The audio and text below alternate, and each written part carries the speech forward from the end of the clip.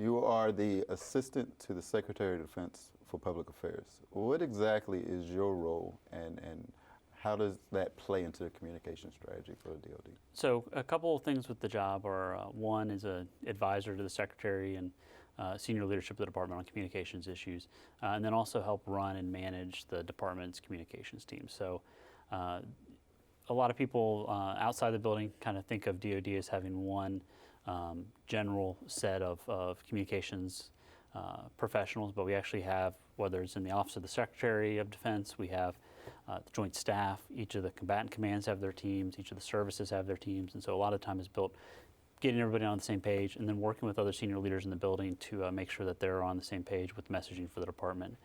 Whether it's responding to news of the day, working on strategic messaging, also working with film, television, social media, think tanks, anybody who outside the building who's not in Congress, basically we work to communicate with. Okay. So how has social media started to play a role in the job that you have? Well, social media has a couple uses. One, I can just give you an example with COVID. We've had a lack or a reduction in our ability to meet people in person. So we've moved a lot of what we do online. So example, in this room, just sitting here like we do, the secretary, the chairman, and the senior enlisted advisor to the chairman will do town halls. So we've hosted those on Facebook and on Twitter to get more interaction with the public. So it allows us to reach out directly to individuals instead of going through the media. So the big thing with social media is it allows us a direct avenue and a direct outlet to talk to the public and engage with people. Okay. Have you come across any challenges in your role as far as social media and the use of social media? Anybody who's used social media, it's challenging. So social media has there's a risk-reward balance that comes with using it, where you want to take advantage of it, and some of the advantages are you can talk direct to the public, it's bite-sized information, you can link and drive traction and drive traffic toward other outlets, and you can engage with other people with high profiles in a conversation in an effort to reach their audiences as well. But it also comes with the downside that sometimes things are misconstrued in a short segment. Social media can sometimes, Twitter in particular, could lack context that is a little bit more difficult to put out on social media. And so you have to be a little more careful with it. We use Facebook for longer form, and depending on which audience you're looking to reach out to families or service members, we can use that a little bit more because it's a platform that they're more used to. Twitter is oftentimes a platform that's more focused on, for us and the media, think tank, thought leader type individuals that are looking for a constant flood of information coming to them. And so we'll use them for different things, but we're actively using social media every day. And it's a part of our plan and part of what we encourage all the components and all the services to do as well. Okay. In the public affairs and communication strategy community, how can we as users, as users of the platform, be individually or as commands, how can we battle kind of the misinformation and disinformation that kind of comes along with social media? Well, the biggest benefit of social media is the speed in which you can use it. So the ability to talk directly to the public and talk quickly. Granted, there comes with a lot of downside in the fact that there's a lot of unverified, unvetted information on there. And so I'll give you an example. We had probably 6 months ago, not 6 months, probably 4 months ago, somebody posted a video of a train with a lot of military equipment and said the train was heading east and it was taking the military into our cities to deal with COVID, and that there was going to be a calling out of the military to help respond to COVID and to set some sort of quarantine, I think was the way the traffic went on some of the social media platforms. So basically it became a viral type alarmist conspiracy. So we were able to very quickly find where that started and then tweet a message out that said, hey, if anybody's seen this video, this is actually a video of X train coming out of X factory on this date, carrying this equipment to this base. And for anybody who lives in the area, they can tell you that this is a frequent occurrence given that this is a factory that manufactures this equipment and deploys it to military forces around the world. And so we were able to put that out, and that got a lot of traction, was repeated quickly, and so that information was able to spread very rapidly.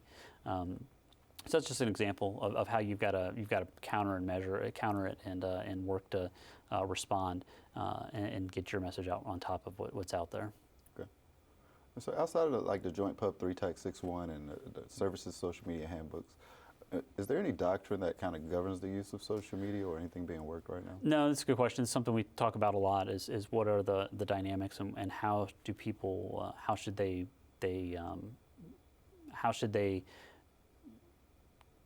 form their social media practices and who should have access and should be using it. So we have a lot of conversations around here where you'll have individuals who would like to have social media accounts. They think it's important for the role they're in. But at the same time, we've got to balance having a flood of voices out there with having a coordinated message from the department. And so we balance that, and we have a kind of a threshold at the department level where we say if this level or above, you can have a social media account, Twitter or Facebook, whatever. Below that, maybe not. And then the services do something similar, and I think Facebook's used as kind of the platform of choice for a lot of the forces and units and how to share information about unit activity. We've been looking at the social media policies to see whether we need to make some updates to it and give a little bit additional guidance. I think people have used the social media appropriately for the most part. We haven't seen a lot of problematic uses of it. People are rightfully cautious when using it because it's you hit the button and sends that message out to the world, and there's no recalling it, there's no deleting it. It's out there for everybody to see. It's in the Wayback Machine, and so people are rightfully cautious. And for the most part, we've seen people use it for the right reasons. Okay. So speaking of uses, a lot of people get into like the comedy or being snarky on social media. How do you balance that with the reputation and maintaining the reputation of the services as well? Is there a balance there? Yeah, there's definitely a tension on particularly Twitter, a tension between humor and snark, and using humor as a way to engage people, which is productive. And some places and some individuals use snark in place of humor, which are not the same things. And that's not something that the department should really be delving into. What I tell people is that social media there's a risk-reward balance, and individuals need to be well aware that they're going to make some missteps. And I don't encourage people to attempt to hit home runs on Twitter or Facebook.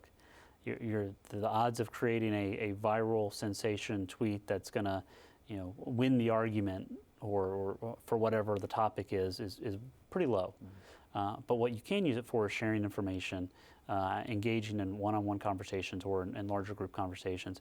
And just what I tell people, just try to hit singles, keep hitting singles, maybe get a double every now and then, and that's a winning strategy. Just try to avoid the errors and try to avoid problems that will diminish the credibility of the outlet.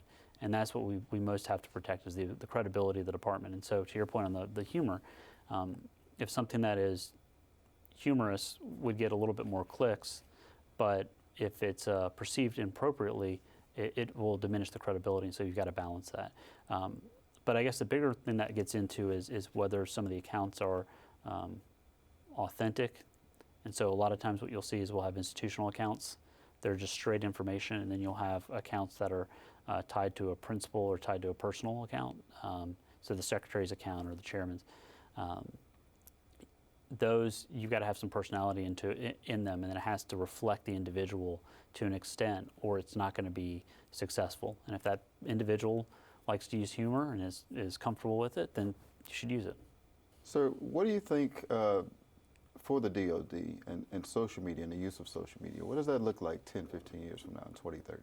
Well, one of the important parts about social media is just the fact that it's the speed in which we're getting information to people. And so would social media have been successful 15 years ago without smartphones, where people had this constant access to new information and the constant seeking of it? I don't know.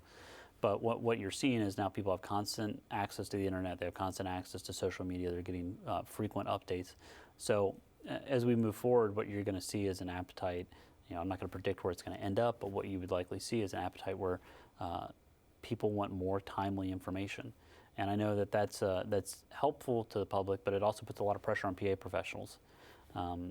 Oftentimes one of the things we're asked to respond to here from a public affairs standpoint is proving a negative. Somebody will say this happened, or the department knew this, or the department did that, and then we have to help prove that. That can be in a timely process. That can be a very difficult thing to do. And unfortunately, just in terms of social media and the media in general, they're not going to wait.